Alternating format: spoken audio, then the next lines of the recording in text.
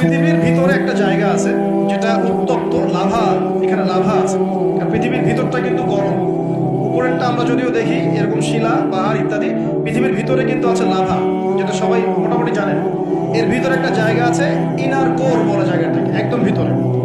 এখনকার সাম্প্রতিক গবেষণা বলছে যে ভূমিকম্পগুলোর প্রভাবে, পৃথিবীতে যত ভূমিকম্প হয়েছে এর প্রভাবে ইনার কোর আগে যেদিকে ঘুরতো এখন উল্টা দিকে ঘোরা শুরু করেছে। মনে রাখবেন, কিয়ামতের অন্যতম আলামত কিন্তু সূর্য পশ্চিম দিক থেকে, আর সময় সংক্ষিপ্ত হয়ে আসবে। নবীজি বলেছেন যে একটা বছর চলে যাবে একটা মাসের মতো, একটা মাস চলে যাবে একটা সপ্তাহের মতো, একটা সপ্তাহ যাবে একটা দিনের মতো, একটা দিন যাবে কেমন, নবী এটাও বলেছেন। নবীজি বলছেন একটা দিন যাবে একটা ঘন্টার মতো। মানে ঘন্টা মানে কি, যে ম্যাচের কাঠি জ্বালাতে যতক্ষণ সময় লাগে এতটুকু সময়ের মধ্যে মিনিট চলে যাবে। আপনাদেরকে নিউজ দেয়, চায়নাকে নাম তো শুনেছেন, চায়না একটা বাঁধ নির্মাণ করেছে, কৃত্রিম বাঁধ। ওর দেশে একটা কৃত্রিম বাঁধ নির্মাণ করেছে। এটা এত শক্তিশালী বাঁধ, ওখানে এত রড সিমেন্ট আর এই ম্যাটেরিয়ালস ইউজ করা হয়েছে, যেটা এই পাকিস্তান, তারপরে ইন্দোনেশিয়া, হ্যাঁ, বাংলাদেশ, এই যে দেশগুলো আছে, এই পুরো দেশটাকে, এই পুরো দেশের একটা বড় অংশকে এই কংক্রিটের নিচে ঢেকে ফেলা সম্ভব। এত বেশি কংক্রিট ইউজ করা হয়েছে, চায়না ইউজ করেছে, ওরা ইউজ করেছে। এবং বিশাল একটা পানির ফ্লো তারা সৃষ্টি করেছে, কৃত্রিম, এটা কিন্তু ম্যানমেড। তো আমি গতকাল রিসার্চ করতে গিয়ে দেখলাম যে তারা বলছে এই বাঁধটা নির্মাণ করার কারণে পৃথিবীর আহ্নিক গতির মধ্যে একটা পরিবর্তন চলে আসছে। মানুষের হাতের কামাই দেখে মহাবিশ্বে এমন কিছু একটা হবে যাতে এই পৃথিবীর গতির মধ্যে একটা পরিবর্তন আসবে। একদিন কেমন করে এক বছরের সমান হতে পারে? সাহাবীরা প্রশ্ন করলেন, ইয়া রাসূলুল্লাহ, আমরা তখন নামাজ কেমন করে পড়বো? নবীজি বললেন, অনুমান করে পড়ে নিবে, তোমরা এস্টিমেট করে অনুমান করে পড়ে নিবে যে কতটুকু সময় পর পর রক্ত হচ্ছে। তার মানে সাহাবীরা নামাজে তখনও সচেতন ছিলেন। বিশ্বের সামনে ভয়ঙ্কর কিছু ঘটনা ঘটা এখনো বাকি আছে। বিশ্বটা এমন থাকবে না, এখন যা দেখছেন সব এমন থাকবে না। নবীজি বলছেন জ্ঞান উঠে যাবে যখন, এটা উঠে যাচ্ছে দিন দিন। মানুষকে এখন শেখানো হচ্ছে মানুষ বানর থেকে সৃষ্টি হয়েছে। এগুলো জ্ঞান, এগুলো জ্ঞান। ইসলামের জাজন্যমান ইতিহাসগুলোকে মানুষ বলে যাচ্ছে এগুলো জ্ঞান। মানুষকে শেখানো হচ্ছে সমকামিতা ভালো জিনিস, এগুলো জ্ঞান। সমকামিতা ভালো জিনিস, এটা ব্যক্তি স্বাধীনতা। শেখানো হচ্ছে মানুষকে যে পর্দা এগুলো কুসংস্কার, পর্দা কি কুসংস্কার, এগুলো জ্ঞান। জ্ঞান কাকে বলে? মানে জ্ঞান উঠে যাচ্ছে, কবজ করে নেওয়া হচ্ছে। আর দেখেন আরেকটা হাদিস আসছে, আল্লাহ পাক কিন্তু কোরআন হাদিসকে তুলে নেবেন না। একটা হাদিস আসছে, আল্লাহ পাক কোরআন হাদিসকে তুলে নেবেন না, কিন্তু আলেমদের মৃত্যু হবে বেশি বেশি। আলেমদের জান কবজ করার মধ্য দিয়ে আল্লাহ পাক জ্ঞান উঠিয়ে নেবেন। একটু দেখেন না কয়জন আলেম আছে মনে, দেখেন তো কয়জন আলেম। আলেম তো অনেকেই আছে আলহামদুলিল্লাহ, কিন্তু বরেণ্য ওলামা যাদের কথা হাজার লক্ষ কোটি মানুষ শোনে, এমন আলেম কয়জন আছে দেখেন। আস্তে আস্তে প্রবীণ আলেমরা সব চলে যাচ্ছে। আর যে প্রজন্ম আমরা তৈরি করছি, এই প্রজন্মের কতজন এর অর্জন করে ওই চ্যালেঞ্জ বুকে নিয়ে জাতিকে সংস্কারের জন্য নেমেছে দেখেন একটু। আমাদের দুনিয়া পেয়ে বসেছে। আমাদের চিন্তা হচ্ছে মসজিদ ইমামতি নিয়ে একটা তারাবি পড়াবো, ইমামতি করবো, একটা মাদ্রাসার মোহতামি হবো, এতটুকুই আমার চিন্তা স্বপ্ন। কেন স্বপ্ন থাকতে হবে যে আমি আমার জ্ঞান দিয়ে উম্মাকে পরিবর্তন করবো ইনশাআল্লাহ, এবং আল্লাহর জমিনে আল্লাহর দিন প্রতিষ্ঠা করে ছাড়বো ইনশাআল্লাহ। এরকম চ্যালেঞ্জ নেওয়ার মানসিকতা আছে কয়জনের, খেয়াল করে দেখেন। আর হিউজ এই যুব সমাজ যারা জেনারেল লাইনে পড়ছে, তাদের মধ্যে কয়জন আলেম হচ্ছে একটু চিন্তা করেন। আর যারা দুই একজন উঠে আসার সুযোগ পাচ্ছে, তাদেরকে আবার মানুষ বুক ভরে রিসিভ করছে না, তারা হেল্প পাচ্ছে না, সহযোগিতা পাচ্ছে না, বরং হিংসার শিকার হচ্ছে, বিদ্বেষের শিকার হচ্ছে, আগ্রহ হারিয়ে ফেলছে। আমি এখানে এসে কি করবো, আমাকে তো বুকে টেনে নেয় কেউ নেয়, এমন মনে হচ্ছে মানুষের কাছে। তো জ্ঞান উঠে যাবে, কিন্তু শুধু কোরআন সুন্নাহ আল্লাহ পাক তুলে নেবেন না, এমনটা আল্লাহ পাক বলেন নাই।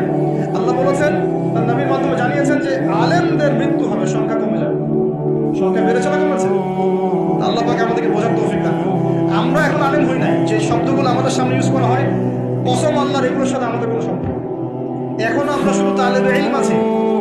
আর আমি দোয়া করি আমি তালেবে ইলম অবস্থায় থাকতে চাই, কারণ জ্ঞানের কোনো শেষ নাই। দোলনা থেকে কবর, জ্ঞান অর্জন করতেই থাকতে হবে। নবী মুসা আলাইহিস সালাম পর্যন্ত জ্ঞান অর্জন করতে গিয়েছেন খিজিরের কাছে আলাইহিস সালাম, জান নাই? নবী মুসা আলাইহিস সালাম বলছেন আমি সবচেয়ে জ্ঞানী মানুষ, আল্লাহ পাক বলছেন না, তুমি সবচেয়ে জ্ঞানী মানুষ না, ওই যে আমার বান্দা খিজির, ও জ্ঞানী মানুষ। তখন তিনি বলছেন আমি তার সাথে দেখা করতে চাই, জ্ঞান শিখতে চাই। হাল আত্তাবিউকা আলা আন তুআল্লিমানি মিম্মা উল্লিমতা রুশদা, তিনি গিয়ে বলছেন আমাকে কি আপনার সাথে রাখবেন, আল্লাহ পাক আপনাকে যা শিখিয়েছেন তার থেকে কিছু শেখাবেন। কে বলছে? নবী মুসা আলাইহিস সালাম। তো নবী মুসা আলাইহিস সালাম তালেবে ইলম হতে পারেন, আর আমরা কি ইয়া হয়ে গেছি নাকি? ওই আন্তর্জাতিক খ্যাতি সম্পন্ন হাবিজাবি বয়কট করেন, দরকার নাই কোনো, এগুলো কোনো দরকার নাই। এমনি আমরা তালেবে ইলমই থাকতে চাই, আর আমরা শুধু দায়ী মাত্র। আপনাদেরকে হয়তো দাওয়াত দিতে পারবো, কিন্তু ফিকহের কঠিন মাসালাগুলো, গভীরতা, এগুলো আমরা বলতে পারবো না, এগুলো মুফতি সাহেবরা বলতে পারবে।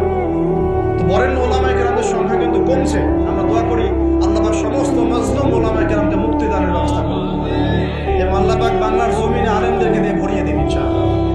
আর জাহেলদেরকে আল্লাহ পাক আলেমের জায়গায় আনা থেকে আমাদেরকে হেফাজত করুন। আর আমাদের সবাইকে এই চল পাগল হলে চলবে, ইস্যু পাগল হলে চলবে, সমালোচনা সংস্কৃতির রং করা যাবে। আপনি মানুষ তৈরি করেন, মানুষ তৈরি করা অনেক কঠিন, নামিয়ে দেওয়া সহজ। আমরা এই জায়গায় আসতে অনেক কষ্ট করতে হয়েছে, কিন্তু নামানো কিন্তু খুব সহজ। একটা ইস্যু দিয়ে নামাতে পারে, একটা ইস্যু সৃষ্টি করে নামাতে পারে। এই জায়গায় আসতে কিন্তু অনেক কষ্ট করতে হয়। অতএব আল্লাহর দ্বীনের সাথে গাদ্দারি করে আল্লাহ পাক ছাড়বেন না, কিন্তু এটা মাথায় রাখবেন। আল্লাহ পাক আমাদের সবাইকে বোঝার তৌফিক দান করুন। নবীজি বলছেন কখন এই ভূমিকম্পগুলো আসবে, সিরিজ ভূমিকম্পগুলো কখন আসবে? যখন জ্ঞান উঠে যাবে এবং জালজালা বাড়বে, ইয়াতাকারাবু জামান, জামানা কাছাকাছি চলে আসবে। আরো বলছেন নবীজি যে তোমাদের মাল সম্পদ বৃদ্ধি পাবে, ফায়াফিদু, এবং মাল সম্পদ উচ্চ করবে। দিন দিন দেখছেন না যে যার স্যান্ডেল কেনার টাকা ছিল না, সে এখন উঁচু উঁচু বিল্ডিং তৈরি করতেছে, দেখেন না? এটাই তো নবী সাল্লাল্লাহু আলাইহি ওয়াসাল্লাম হাদিস জিবরিলে কি বলেছেন?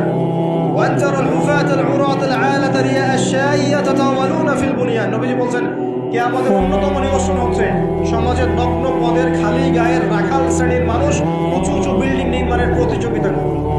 এমনটা হচ্ছে না? সম্পদ বাড়ছে মানুষের, এটাও একটা কিয়ামতের সাইন। নবীজি আরো বলছেন ওয়াযাহরাতিল খায়রাত ওয়াল মুগান্নিয়াত, এবং বেশি বেশি বাদ্যযন্ত্র এবং নায়িকা নর্তকী, এগুলো সংখ্যা বাড়তে থাকে। বাড়ছে না এগুলো বাড়ছে। এই সময়ে নবী সাল্লাল্লাহু আলাইহি ওয়াসাল্লাম বলছেন যে এই জালজালাগুলো আসতে থাকবে। এটা একটা হাদিস। একটা আসছে যে নবী সাল্লাল্লাহু আলাইহি ওয়াসাল্লাম বলছেন লা ইয়াশরাবান্না নাস মিন হাযিহিল উম্মাহ আল খামর, আমার উম্মতের মধ্যে কিছু মানুষ মাদকদ্রব্য পান করবে, সবাই না, কিছু মানুষ মাদকদ্রব্য পান করবে। ওয়া ইউসাম্মুনাহা বিগাইরি ইসমিহা, এবং সেই মাদকের নাম তারা পরিবর্তন করে খাবে। খাচ্ছে না মানুষ এখন? মদকে মদ বলছে না। এই যে তোমরা টাইগার খাও কেন, স্পিড খাও কেন, এগুলোর মধ্যে অ্যালকোহল নাই? দিব্যি দেখ বাচ্চাদেরকে এগুলো খাওয়াচ্ছে, অনেকে দেখা যায়। আপনারা কি পাগল হয়ে গেছেন নাকি? এগুলোর মধ্যে এমন ক্ষতিকর উপাদান আছে যেগুলো দিয়ে মানুষের কিডনি ড্যামেজ হয়ে যায়। দিব্যি রোজার মাসে রমজান রোজা খুলেই একেবারে সিগারেট হাতে নিয়ে একদম এগুলো খাওয়া শুরু। এগুলোর মধ্যে মাদকদ্রব্য আছে। যে পানীয়র মধ্যে যাররা পরিমাণ মাদকদ্রব্য থাকবে সেটাও মাদক, মনে রাখবেন। স্মোক করো, স্মোকটাকে অনেকে মাদক মনে করে না, তাই না? স্মোকিংটাকে অনেকে মাদক মনে করে না, মনে করে মাকরু মনে হয়। মাকরু মানে কি? মাকরু মানে কি ভালো? মাকরু মানে কি? মাকরু মানে কি? কোরআনে সূরা বানু ইসরাঈল খুলে দেখেন, বড় বড় কিছু পাপের কথা মেনশন করে আল্লাহ পাক বলছেন এই পাপগুলো ছেড়ে দাও, এই পাপগুলো আল্লাহর কাছে মাকরু, এই পাপগুলো আল্লাহর কাছে অপছন্দের পাপ। এটাকে মাকরু মানে কি? জায়েজ করে নেওয়া। সিগারেট খাওয়া বন্ধ করেন, ওয়াদা করেন আমার সাথে যে আজকে থেকে কোনো সিগারেট হাত দিবেন না, কোনো প্রকার এইসব টাইগার মাইগার স্পিড স্টিক খাবেন, এসব ভালো জিনিস না। ভালো কিছু খান, ভালো কিছু খান। আর অনেকে দেখা যায় যে জর্দা খাওয়া শুরু করেছে। কেন? এটা কি সুন্নত নাকি? কি দরকার আছে ভাই? এতটুকু খাইলে হয়তো নেশা হয় না, বুঝলাম। এতগুলো জর্দা একবারে খান দেখি, খাওয়া যাবে? খামারের মূলনীতি কি? যার বেশি খেলে নেশা হয় তার অল্প খাওয়া হারাম। মনে করেন এখানে যতটুকু পানি আছে, এতটুকু খেলে, এতটুকু মাদক খেলে কারো নেশা হচ্ছে না, কিন্তু এতটুকু খেলে নেশা হচ্ছে। তার মানে কি এতটুকু খাওয়া জায়েজ, এতটুকু খাওয়া হারাম, নাকি পুরোটাই হারাম? এটা বোঝার জন্য কি মুফতি হওয়ার দরকার আছে? আপনি বুঝতে পারছেন? তো এই যাবতীয় মাদক দ্রব্য থেকে দূরে থাকতে হবে, না হলে ভূমিকম্প আসবে। কিন্তু ভূমিকম্প আসবে। আর মাদক দ্রব্য নিয়ন্ত্রণ অধিদপ্তর দিয়ে শুধু মাদক নিয়ন্ত্রণ করা যাবে না। মানুষের ঈমান আকীদার পরিবর্তন দরকার। মানুষের মধ্যে আল্লাহর ভীতি জাগ্রত করতে হবে, তাহলে মানুষ অটোমেটিক মাদক ছেড়ে দিবে। আমরা কি যুবক ভাইদের কাছে ওয়াদা নিতে পারি ইনশাআল্লাহ তাআলা জীবনেও কোনোদিন মাদক খাবো না, জীবনে কোনোদিনও মাদকের ধার কাছে যাবো না ইনশাআল্লাহ।